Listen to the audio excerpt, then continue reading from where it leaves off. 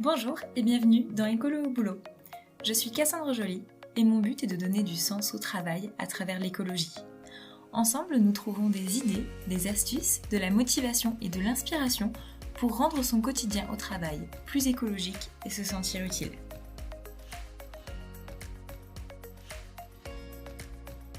Après la Silicon Valley, découvrez la Sustainable Valley, une exception française qui ces dernières années a vu naître une foule de nouveaux dispositifs et ateliers pour sensibiliser et accompagner le grand public et les professionnels pour comprendre et agir contre le dérèglement climatique.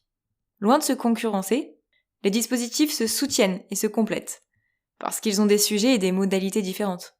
Par exemple, quand on a fait une fresque du climat ou un autre atelier de quelques heures qui permet de prendre conscience d'un problème et renforcer ses compétences, après, on peut passer à l'action avec le challenge environnemental proposé par Énergique, qui soutient ce podcast, et qui lui va durer 1 à 3 mois pour ancrer de nouvelles habitudes individuelles et être acteur de la transition écologique.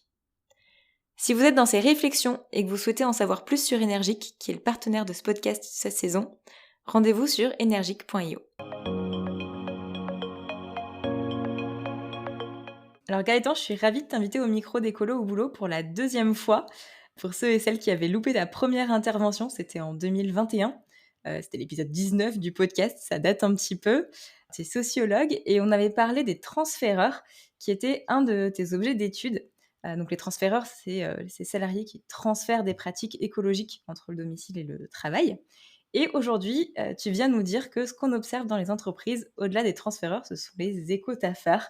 Eh bien, écoute, déjà, merci d'être là aujourd'hui pour en parler. Bonjour Cassandre et merci de ton invitation, ravi de te retrouver. Ce nouveau sujet d'étude, les éco-taffeurs, il part, j'ai l'impression, d'un constat qui est que dans les entreprises, on voit de plus en plus d'initiatives qui sont proposées, que ce soit par les salariés ou par les directions, pour mobiliser les salariés sur les sujets environnementaux. J'ai déjà pu, par le passé, parler de la fresque du climat, l'atelier d'automne, Énergique, les collectifs, Printemps écologique. Et face à tous ces dispositifs de mobilisation, on peut se demander, en fait, quels sont leurs impacts sur les entreprises.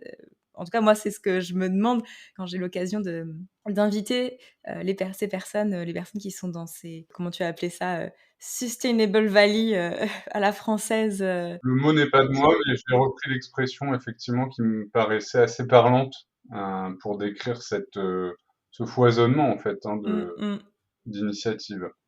Ouais, voilà, moi, ce qui peut questionner, c'est est-ce que ça marche en fait, au-delà de sensibiliser pendant 1 heure ou 2 ou un temps un petit peu plus long?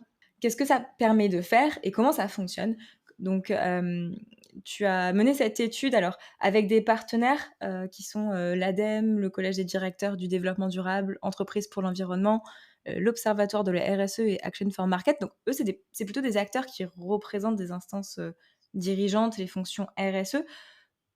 Pourquoi est-ce que c'était important pour eux d'approfondir et de mieux comprendre cette mobilisation écologique des salariés? Effectivement, dans les partenaires de cette étude là que tu as citée, il y a des partenaires qui sont des associations de responsables RSE, dont les adhérents finalement, qui sont donc ces responsables RSE, sont confrontés au quotidien dans les entreprises à un engagement des salariés croissant.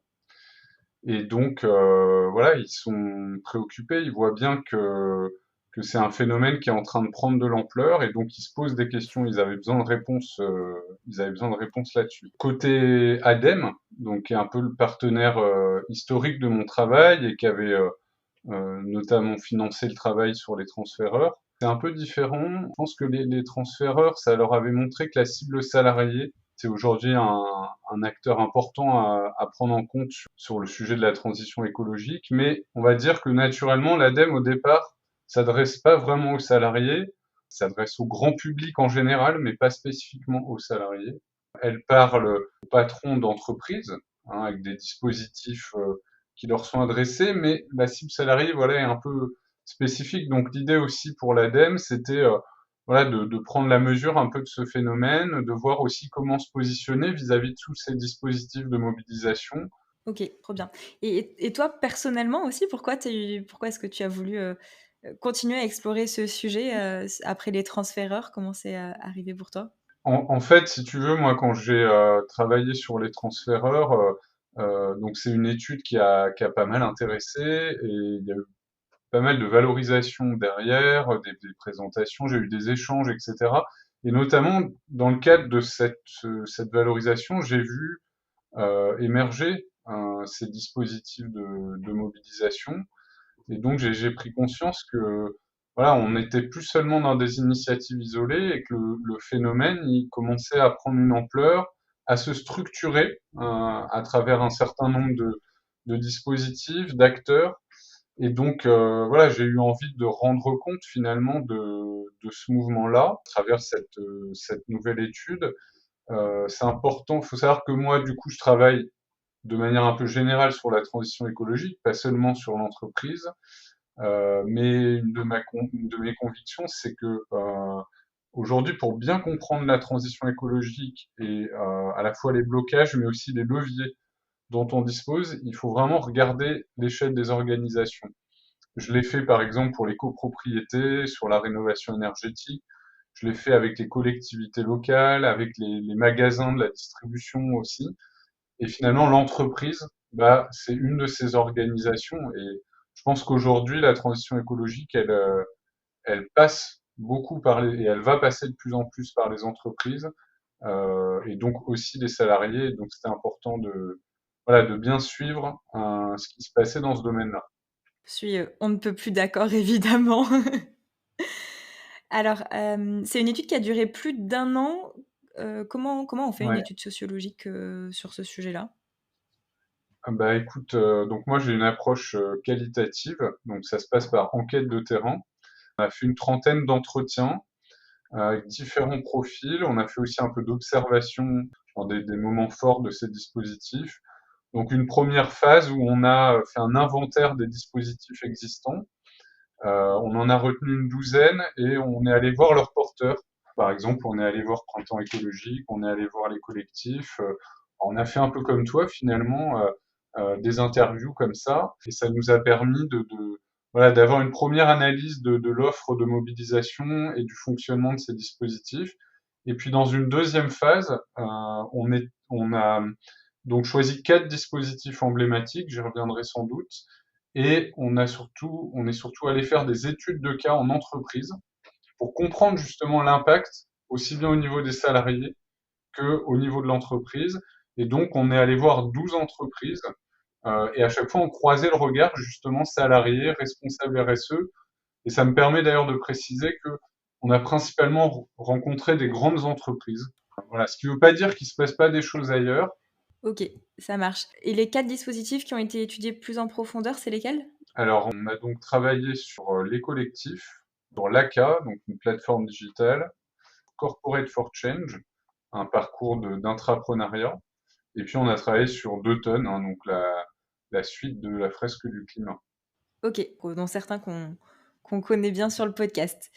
Alors donc tu as fait cette première phase de panorama des dispositifs, que tu as, répartis en différentes catégories selon, bah, le format, la stratégie utilisée, la cible et l'objectif. Et ça déjà c'est un premier point qui est intéressant pour comprendre un peu ce foisonnement d'initiatives dont tu parlais. Tu peux nous expliquer quels sont ces différents critères? Il y a beaucoup de dispositifs, nous on en a inventorié 30, mais il y en a bien d'autres. Notre panorama, il n'est pas exhaustif. En fait, l'idée, c'était de mettre un peu d'ordre, en tout cas de donner des repères pour s'y retrouver.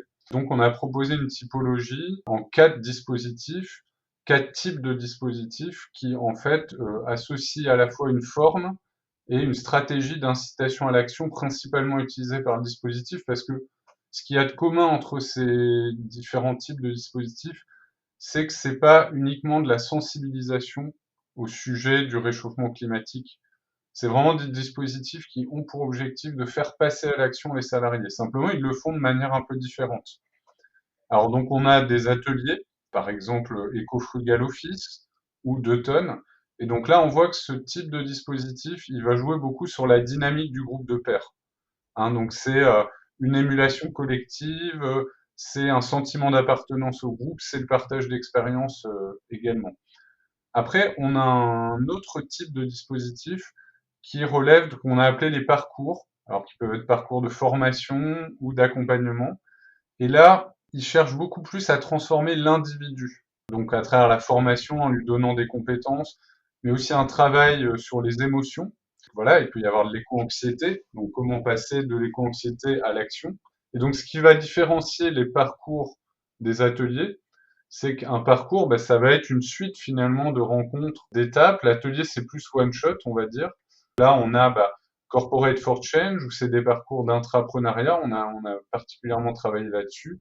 Mais il y a aussi les conversations carbone, par exemple. Ensuite, il y a deux autres types, c'est les plateformes digitales. Donc là, les plateformes digitales, elles vont jouer sur le ludique, elles vont jouer sur la mise au défi et cette approche un peu par la gamification, elle va permettre de toucher plus largement dans l'entreprise et pas uniquement des profils déjà sensibilisés, hein, mais vraiment d'aller chercher des profils qui vont être intéressés par la dimension ludique sans forcément à la base déjà être sensibilisés à la transition. Et puis le dernier type, c'est ce qu'on a appelé les réseaux et qui sont en fait des fédérations de groupes de salariés activistes de l'écologie dans l'entreprise. Et donc là, on a les collectifs évidemment, mais on a aussi le réseau FEV ou encore le Printemps écologique, hein, donc qui est ce syndicat que tes auditeurs connaissent. Donc là, ce qui est intéressant avec ces réseaux, c'est que ils vont venir renforcer la capacité d'action de groupes locaux dans les entreprises et voire même apporter une dimension politique à leur action. Donc voilà, donc on voit qu'aujourd'hui, il y a vraiment une diversité de formes de mobilisation écologique. Ce qui est intéressant aussi, c'est que on va pouvoir panacher, hein, en fonction des situations, voilà, de l'entreprise et des envies des salariés. Ouais, complètement. C'est ça qui est intéressant aussi dans ce panorama, c'est que en fonction de l'objectif qu'on va avoir en entreprise, ce sera pas le même type de dispositif qu'on va aller chercher. Donc tu as inventé un nouveau mot qui est l'éco-taffeur, qui est donc une personne écolo au boulot, hein, moi je le qualifierais peut-être comme ça. Et dans les interviews que tu as menées, tu as trouvé un peu des dispositions communes à ces éco-taffeurs, peut-être parfois un parcours un petit peu identique qui les a amenés à vouloir agir sur ce sujet de l'écologie dans leur entreprise. Donc voilà, en tant que salarié, tu peux nous en dire plus sur eux? Ouais, peut-être préciser d'abord pourquoi je propose ce nouveau néologisme. Voilà, c'est quelque chose que j'aime bien faire, les néologismes, où ça permet de marquer un petit peu les esprits. Les transféreurs, ils existent toujours en fait, hein. Et ils sont même à la base de ce mouvement de mobilisation écologique. Sauf qu'aujourd'hui, en fait, on a changé d'époque et les transféreurs, en fait, ils ont lancé un mouvement qui a atteint de manière beaucoup plus générale l'entreprise, qui a atteint déjà une diversité de cibles de salariés, mais qui a atteint aussi la RSE, qui est en train de changer son approche aujourd'hui, hein, on en reparlera peut-être, et puis qui atteint aussi tout un tas d'autres directions, d'autres sites, d'autres métiers, hein. Et donc, voilà, ce que je voulais dire en proposant ce terme d'éco-taffeur, c'est que on n'est plus à l'époque des transféreurs. C'est pas qu'ils ont disparu, c'est qu'aujourd'hui le phénomène il a pris une ampleur beaucoup plus large, et donc on est plus devant une galaxie d'éco-taffeurs que devant quelques initiatives isolées de transféreurs. C'est quand même plutôt des jeunes, hein, génération Y, moins de 40 ans, en recherche de sens au travail. Ils peuvent être par ailleurs dans le Shift Project ou ils peuvent être fresqueurs aussi. Euh, et ce qu'on voit, c'est qu'ils suivent un peu toujours le même parcours. Donc, d'abord, il y a un déclic écologique à titre perso. Donc ça va être, je sais pas, à l'occasion du confinement, d'un voyage à l'étranger. Ils vont commencer à changer leurs pratiques. Et puis à un moment, voilà, il y a une dissonance qui va apparaître et donc va se poser la question du travail. Et là, il y a un dilemme qui va apparaître, c'est est-ce que je reste dans mon travail avec une entreprise qui, voilà, a un impact pas forcément positif et même souvent négatif sur l'environnement, ou est-ce que je démissionne? Et ce qu'on voit, c'est que ces salariés, souvent, ils éprouvent une loyauté à leur entreprise qui va les amener à faire le choix de rester pour faire bouger les lignes de l'intérieur et avec une croyance que, en restant dans l'entreprise, leur impact écologique sera supérieur à changer pour un nouveau métier, pour une nouvelle entreprise. Voilà, ils ont l'idée que, en fait, en essayant de transformer l'entreprise de l'intérieur, ça va faire comme un effet levier sur leur impact écologique. En gros, quand on se pose ces questions de dissonance cognitive au travail, soit on devient éco-taffeur, soit on devient enfin, on déserte ce système et on va faire autre chose, quelque part. C'est un peu ça, ouais. Ok. Et donc là, on a parlé des salariés qui mettent en place des dispositifs de mobilisation, mais ça peut aussi être les services RSE directement qui mettent en place ces dispositifs. Et là, côté entreprise, qu'est-ce qui les motive maintenant à sensibiliser leurs salariés sur les questions écologiques à travers ces dispositifs-là? Alors, complètement, c'est-à-dire que justement, une des nouveautés de cette étude, c'est que si à l'époque des transféreurs, c'était vraiment la mobilisation écologique, c'est des salariés, c'était quelque chose qui passait sous le radar de la RSE. Aujourd'hui, c'est plus du tout le cas. Ou en tout cas, c'est vraiment de moins en moins le cas. Voilà, on a une bonne partie des responsables RSE qui sont bien conscients qu'aujourd'hui, il faut faire avec les salariés. Et qui d'ailleurs lancent eux-mêmes des dispositifs de mobilisation, que ce soit les parcours, que ce soit les ateliers ou les plateformes digitales qui, en fait, pour une partie, demandent des budgets à l'entreprise et donc du coup, voilà, ils doivent eux-mêmes s'engager, ces responsables RSE, pour trouver ces budgets, pour financer ce type de dispositif. Ce qui est important de voir, c'est que globalement aujourd'hui, la RSE, elle monte en puissance très fort dans les entreprises, et notamment dans les grandes entreprises. Il y a un levier important de ça, c'est ce qu'on appelle les déclarations de performance extra-financière, hein, donc une nouvelle contrainte réglementaire finalement pour les grandes entreprises qui les oblige à, à disons, à mettre la RSE en priorité, euh, des attentes des marchés, etc. Et donc, au final, on voit que la transition écologique, elle fait de plus en plus souvent partie des priorités stratégiques de l'entreprise. Et ça amène à des changements forts. Et évidemment, les responsables de l'entreprise, ils se rendent bien compte qu'ils ne peuvent pas faire bouger l'entreprise pour l'aligner avec des objectifs RSE sans associer les salariés, hein. Et donc, il y a cette conscience qui se développe chez les dirigeants que pour voilà, amener l'entreprise à être plus conforme à des objectifs de transition, il va falloir le faire avec les salariés. Et donc, le lancement de ces dispositifs de mobilisation correspond à ça, hein, à ce besoin d'associer les salariés à ces sujets-là. OK, et les salariés, eux, on voit aussi qu'ils n'ont pas, tous les mêmes rôles un petit peu, dans les dispositifs. C'est-à-dire qu'il y a peut-être les éco-taffeurs les plus, moteurs qui, vont être ceux qui disent, «Bah, venez, on fait un atelier d'automne, je l'organise», et cetera et qui vont être vraiment moteurs. Il y a les salariés qui sont, plus, relais et les simples participants. Ceux-là, comment enfin, est-ce que tu peux nous donner plus de détails sur comment tu les décris et le voilà, quel est le rôle de chacun dans le fait que ces dispositifs, ils fonctionnent? Ouais, eh ben, effectivement, là aussi, c'est un des apports de cette étude, c'est de montrer qu'au-delà de justement des transféreurs, donc des éco-taffeurs les plus moteurs parmi les salariés, il y a aussi d'autres rôles qui se dessinent, hein. On peut être mobilisé sur l'écologie dans son entreprise sans être forcément un transféreur. Donc, il y a d'abord, on peut dire que la majorité des salariés ne participent pas à cette mobilisation écologique encore. Voilà, donc il y en a une bonne partie qui ne participent pas. Euh, on peut simplement participer à des événements qui sont proposés, on peut participer une fois à un atelier d'automne, on peut déclarer une action sur l'ACA par exemple, voilà, sans forcément en restant dans quelque chose de ponctuel. Et je pense que la majorité des salariés mobilisés ils le sont en tant que, j'ai envie de dire, simples participants. Après, il y a un rôle un peu plus engageant qui est celui de relais.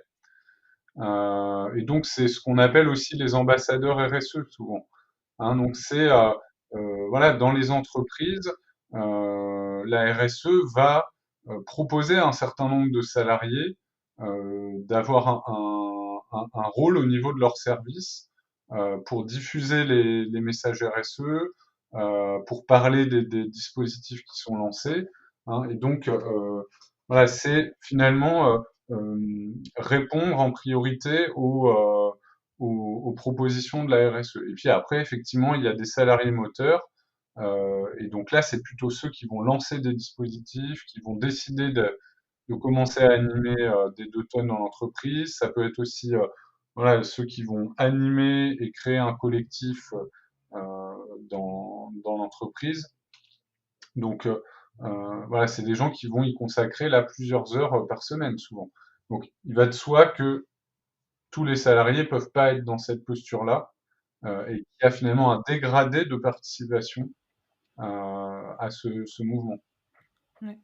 Mais ce que tu viens de dire que tout le monde ne peut pas participer, en fait, même s'ils sont qu'une poignée à être moteur ou même à être relais, il y a une question aussi importante qui se pose, c'est le temps qui peut être consacré à ces dispositifs, à cette animation.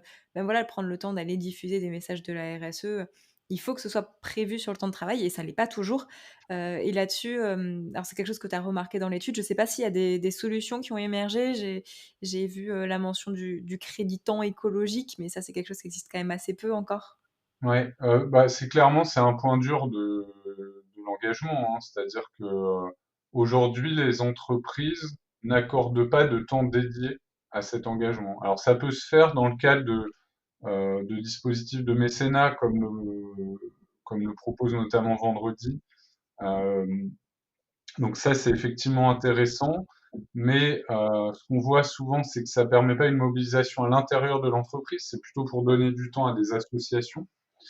Donc, du coup, quand on est vraiment dans un changement de l'entreprise de l'intérieur,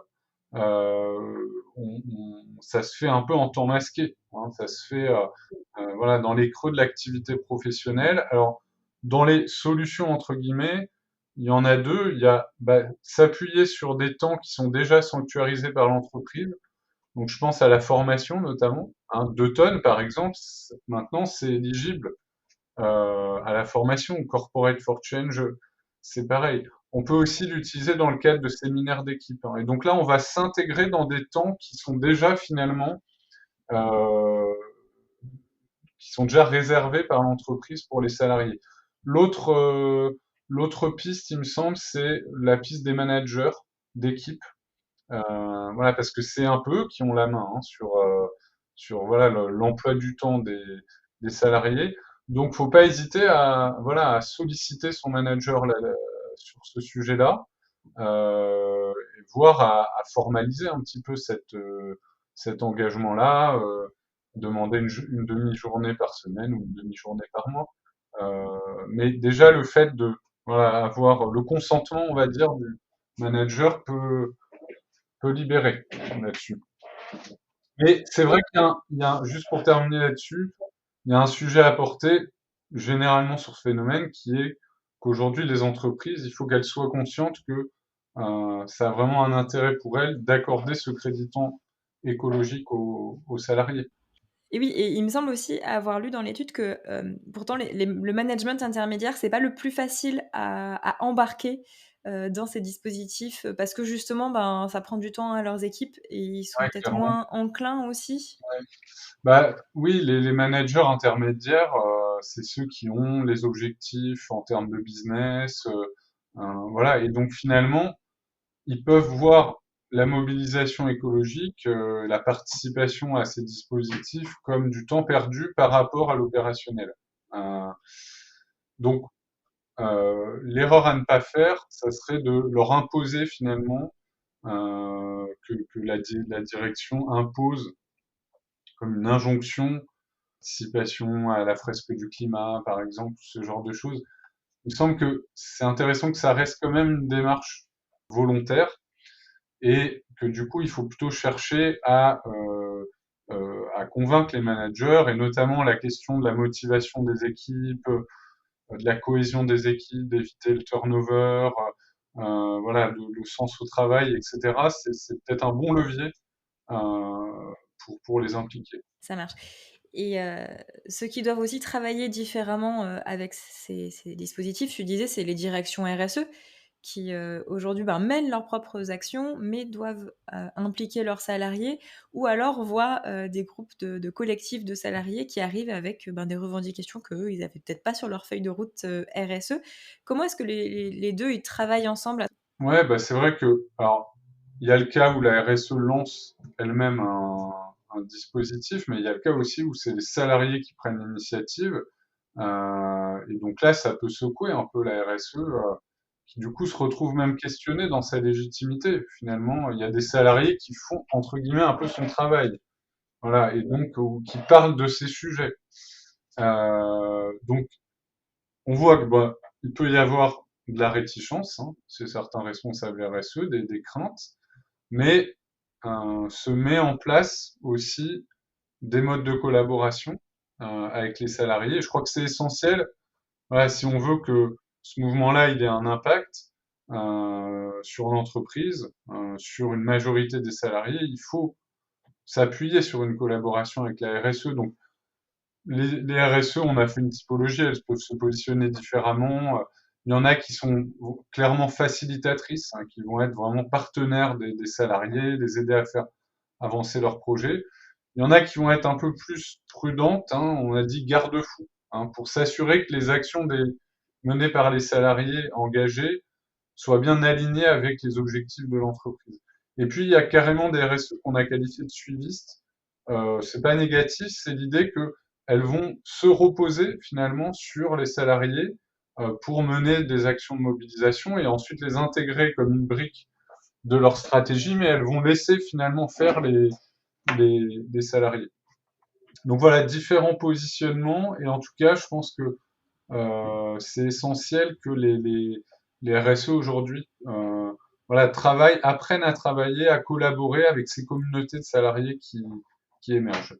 Il y a la RSE et puis il y a aussi les directions au sens un petit peu plus large. Donc, disons qu'avant la RSE, il fallait qu'ils arrivent à convaincre la direction que ce sujet était important. Maintenant, ils doivent les convaincre que non seulement c'est important, mais il faut que ce soit important pour tous les salariés dans l'entreprise. Ouais. Et les comités de direction sont plus ou moins sensibles à ce sujet, même si il me semble qu'elles le sont de plus en plus. Mais ce que tu disais enfin ce que tu dis dans l'étude, c'est que c'est plus facile en fait de les convaincre que c'est intéressant ces dispositifs-là quand ils y participent eux-mêmes, quand ils l'expérimentent eux-mêmes. Ouais, effectivement, parce que dans les comités, alors les comités de direction sont toujours partagés, c'est-à-dire que un comité de direction, c'est un groupe de personnes, donc il y en a deux, trois qui vont être très sensibles, la majorité va être intéressée par le sujet, mais sans forcément être très engagée, puis il y aura toujours des récalcitrants. Donc, effectivement, les salariés, il faut qu'ils fassent alliance avec les membres du COMEX, qui sont déjà les plus engagés. Et c'est peut-être eux qui vont entraîner leurs collègues. Et après, effectivement, du côté des dispositifs, on voit que voilà, il faut essayer de donner un rôle aux membres du COMEX pour leur faire toucher du doigt finalement ce qui se passe un peu, c'est dans cette mobilisation écologique des salariés qui se rendent compte en fait de l'énergie qu'il y a là-dedans. Et donc, pour donner des exemples, voilà, dans des entreprises, on demande à des membres du COMEX d'être jury des projets des salariés qui émergent d'un parcours d'intrapreneuriat corporate for change. Voilà, donc c'est une manière pour eux de voir un peu ce qui se passe, ou tout simplement on fait faire un 2 tonnes au COMEX. Et donc là, ils expérimentent par eux-mêmes et souvent, ça permet, voilà, de faire pencher la balance du COMEX. Il y a aussi cette idée que, en fait, grâce à cette mobilisation des salariés dans les entreprises, il y a comme ça crée comme un rapport de force qui est un peu nouveau aussi au sein des entreprises pour la transition écologique. Alors, je suis pas sûre d'avoir très bien compris ce point-là. Donc, je veux bien que tu expliques un petit peu ce que tu voulais dire par là. Ça m'amène à évoquer un concept qu'a proposé Bruno Latour, donc un sociologue qui est décédé l'année dernière, euh, où il parle de nouvelle classe écologique, qui reprend le concept de classe sociale finalement, qui est bien connu en sociologie, pour montrer qu'aujourd'hui, il y a un nouveau rapport de classe qui s'instaure, donc une fracture dans la société finalement, entre ceux qui sont conscients et en action sur les sujets écologiques et ceux qui ne le sont pas encore. Ouais. Et donc ce que je voulais dire en reprenant ce concept-là, c'est que bah, finalement, moi j'ai le sentiment que les écotaffeurs dans l'entreprise, qui sont aujourd'hui justement plus ces salariés isolés, transféreurs, qui essayent un peu dans leur coin de mener quelques actions, mais qui sont toute une diversité de salariés, à la fois moteurs, d'autres simplement relais, d'autres simplement participants, mais qui sont aussi des écotaffeurs, c'est aussi des responsables RSE qui lancent ces dispositifs de mobilisation, qui s'engagent parce que ils prennent aussi des risques, ils deviennent solidaires un peu de la réussite de ces dispositifs qu'il faut financer. Et puis c'est aussi au sein des différentes directions métiers, des RH, de différents services supports, les services généraux, etc. Tout un tas de personnes qui vont devenir des alliés de ce mouvement-là. Voilà. Et donc toute cette galaxie-là, ça forme au sein de l'entreprise une forme de classe écologique qui finalement va faire pression pour faire changer l'entreprise dans le sens de la transition écologique. Et donc là, il y a un rapport de force qui se crée au sein de l'entreprise entre l'ancien et le nouveau monde, si on peut dire. Ok, donc on n'est plus sur des petites initiatives isolées, mais sur quelque chose qui peut Sur un mouvement social, transformer ouais. l'entreprise. Ouais. Mm. Et ça fait un bon lien du coup avec ma question suivante, qui est, en fait, question logique, mais est-ce qu'en fait tous ces dispositifs, ils fonctionnent et est-ce qu'au final, la trajectoire écologique des entreprises, elle s'améliore grâce à ces dispositifs? Alors, ouais, toujours un peu compliqué de répondre à cette question-là de manière tranchée, notamment dans une étude qualitative. On travaille finalement sur 12 cas d'entreprise. Faut prendre aussi ça avec des pincettes. Je le disais, surtout des grandes entreprises. Après, on a quand même constaté des choses intéressantes, des indices d'une accélération des trajectoires écologiques des entreprises.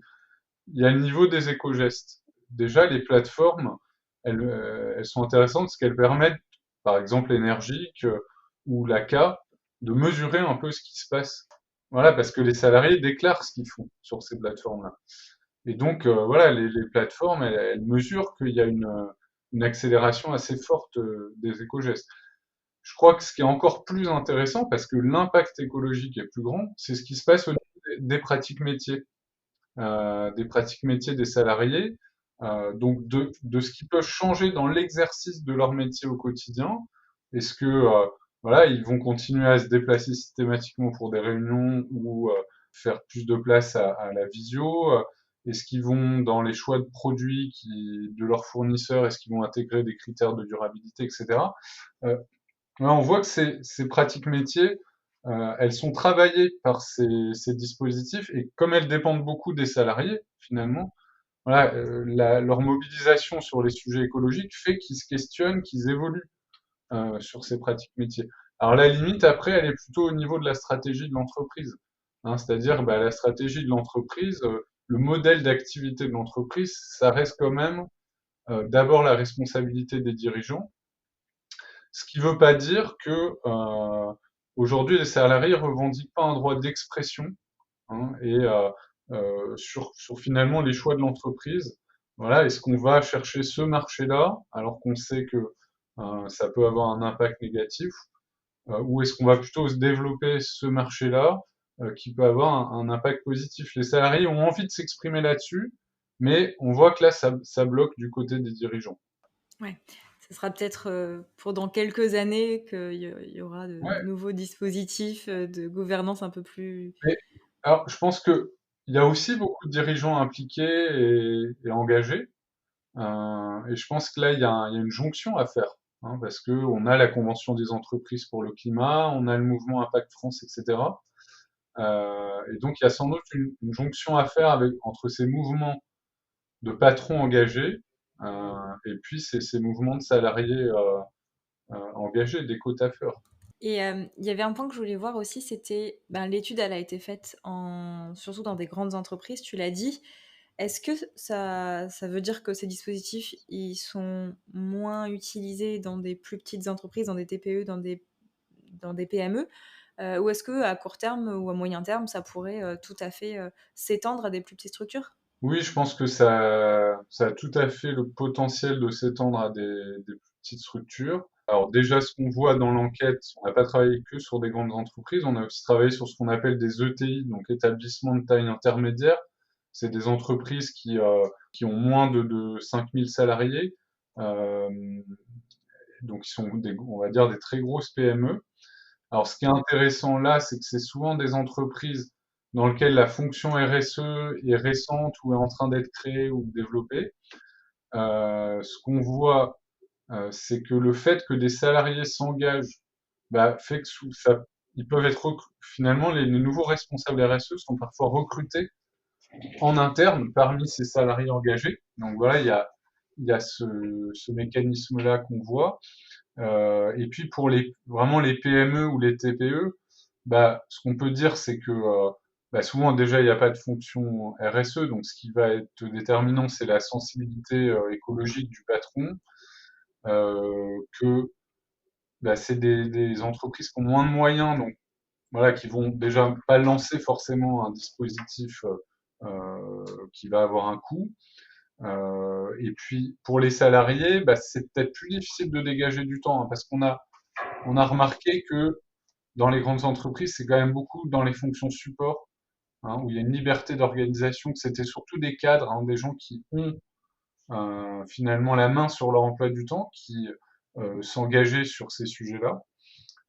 Et donc dans les plus petites entreprises, voilà, on est plus proche de l'opérationnel. Alors par contre, l'avantage, c'est que bah, dans une plus petite entreprise, dès qu'un salarié s'y met, il va très vite réussir finalement à toucher l'ensemble de l'entreprise parce que l'échelle est moindre, que voilà, il y a une interconnaissance plus forte. Donc oui, moi je crois que ça peut s'étendre et ça va s'étendre aux petites entreprises. OK, bon, bah, écoute, bonne nouvelle. En tout cas, pour elles, c'est peut-être un peu plus difficile au démarrage, mais elles vont vite rattraper leur retard du fait de leur taille, qui est plus adaptée. On arrive au bout de cet entretien. Je vais te poser ma question traditionnelle. Quel conseil écolo au boulot tu pourrais donner aux personnes qui nous écoutent? Et d'ailleurs, si tu le sens, moi j'aimerais bien t'en demander 2. Un pour les salariés écotaffeurs et un plutôt pour les directions RSE ou les directions, en général qui sont, face à ce phénomène. Bah, effectivement, alors si je commence par les responsables RSE, clairement, c'est, enfin, c'est pour certains responsables, ils voient pas ça comme leur priorité.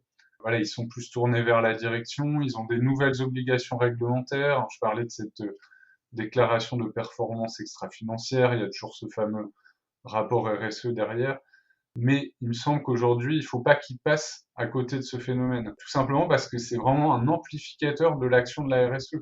Hein, c'est l'idée que voilà, c'est d'avoir des relais partout dans l'entreprise à travers ses salariés. Mais ça suppose qu'ils aient pas peur finalement d'aller vers les salariés engagés, motivés et d'aller travailler avec eux. Il peut y avoir des frottements au départ, hein, parce que voilà, ces salariés engagés, ils veulent tout sauf du greenwashing et ils peuvent voir peut-être un peu la RSE comme du greenwashing, mais dans ce qu'on a vu dans l'enquête, c'est que quand il y avait une collaboration qui s'instaurait, voilà, ça permettait vraiment de faire bouger les choses dans l'entreprise. Donc ça vaut le coup de se rencontrer et d'essayer de travailler ensemble. Et puis côté salarié, bah, je dirais que faut se lancer, voilà, faut initier des actions de mobilisation des collègues, faut se regrouper avec d'autres salariés engagés dans d'autres services, hein, faut pas hésiter à sortir de son service, de ses relations habituelles. Aujourd'hui, on a les réseaux sociaux, le numérique aussi qui permet de trouver des alliés, voilà, au sein de l'entreprise. Voilà, donc créer son collectif, et puis aussi saisir les opportunités que propose la RSE, voilà, d'être ambassadeur, euh, voilà, et donc pour faire ça, faut peut-être pas trop demander l'autorisation à son manager. Voilà, faut y aller, et puis il verra bien à un moment que ça a un sens. Voilà, mais il faut se lancer, ouais. Ce serait dommage de ne pas participer à ce mouvement. C'est ça, qui est un mouvement qui est en train de s'amplifier. Et ben écoute, merci beaucoup pour tes conseils et pour présenter cette nouvelle étude, qui donne de l'espoir, on peut dire ça. tant mieux, on en a besoin.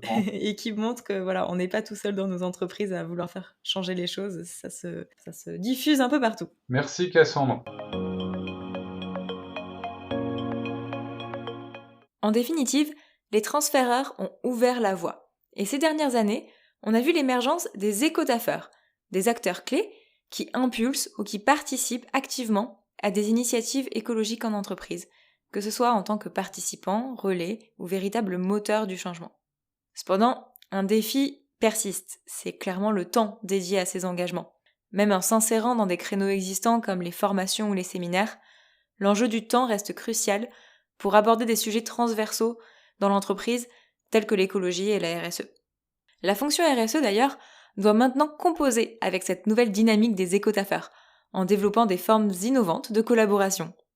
Quant aux dirigeants, ils ont besoin de vivre, de ressentir cette mobilisation pour en être convaincus. Là où l'espoir réside, c'est aussi dans l'émergence d'une nouvelle classe écologique au sein des entreprises, composée de plus en plus d'acteurs engagés qui peuvent accompagner et entraîner les autres dans ce passage nécessaire. Donc la transition écologique des entreprises, plus que jamais, repose sur l'implication de leurs salariés. Si vous êtes prêt à passer l'action, voici mes conseils en 3 niveaux. Niveau 1, à votre échelle individuelle. Explorez l'étude Ecotaf pour trouver le dispositif le mieux adapté à votre situation. Est-ce un atelier, un réseau, un éco-syndicat ou peut-être un parcours ? La plupart de ces dispositifs peuvent d'ailleurs être testés en tant que simple citoyen avant de les déployer en entreprise. Niveau 2, entre collègues ou au niveau d'un service, c'est parfois la bonne échelle pour tester un atelier ou pour créer un collectif. Commencez petit avant de maximiser l'impact. Et niveau 3, au niveau de toute l'entreprise, utilisez les dispositifs existants avec une vision holistique. On l'a dit, ils se complètent. Donc en fonction de vos objectifs, choisissez les dispositifs de mobilisation écologique des salariés qui vont convenir. Plutôt que de les proposer de manière un peu aléatoire, planifiez intelligemment en intégrant ces dispositifs de mobilisation pour atteindre un objectif précis. Parce que la synergie entre eux, ça va être la clé de la réussite. Merci encore d'avoir écouté cet épisode jusqu'au bout. Et si vous cherchez d'autres idées, je vous conseille mon livre « Écolo au boulot, 60 éco-défis pour agir », publié aux éditions Jouvence et disponible chez vos libraires. Maintenant, à vous de jouer. Ciao!